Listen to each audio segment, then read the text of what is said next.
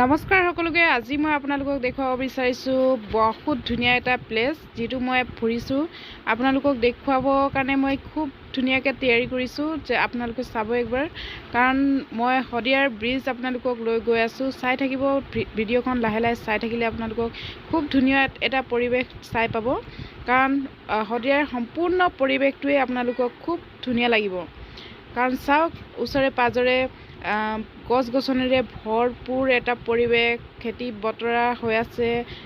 এয়া চাওক, খেতি হৈ থকা একটা দৃশ্য, ধুনীয়াকৈ খেতি কৰি আছে দৃশ্য একটা আপোনালোকক দেখুৱাবলৈ গৈছোঁ। একদম মানে খুব ধুনীয়া একটা পৰিৱেশ আপোনালোকৰ কাৰণে।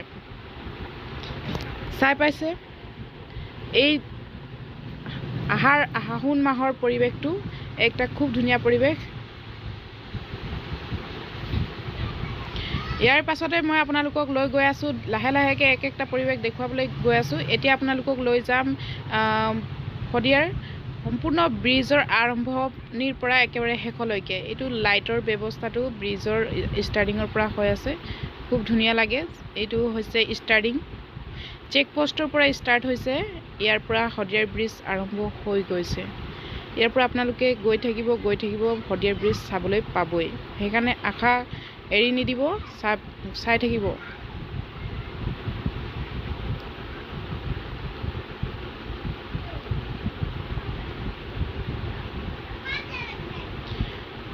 পৰিৱেশটো ইমানেই ভাল লগা, কাৰণ যেতিয়া আপোনালোকে আহিব শদিয়া ব্ৰিজখন, বহুতে আহে ফটো তুলিবৰ কাৰণে, ফুৰিবৰ কাৰণে।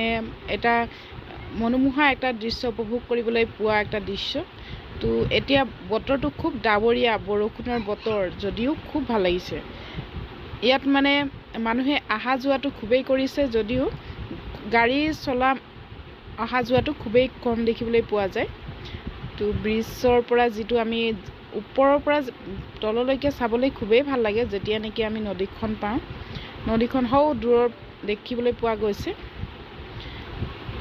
ব্ৰিজখন কম সময়ৰ ভিতৰতে শেষ হৈ যায়, যদিও গাড়ীৰ পৰা নামি কিনেও ফটো আদি তুলিব পৰা যায়।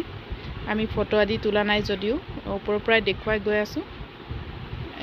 খুব ভাল লগা একটা দৃশ্য। সেইকাৰণে যে আমি শদিয়ালৈ যাবৰ কাৰণে আগতে যিমান অসুবিধা উপভোগ কৰা হৈছিলে, এতিয়া যি দলঙৰ পৰা যি ভাল লগা একটা পৰিৱেশ, এই বস্তুটো আপোনালোকে আহিলে চাই পাব।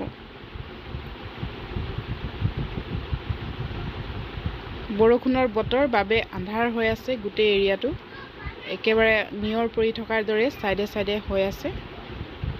চাই খুব ভাল লাগিছিলে।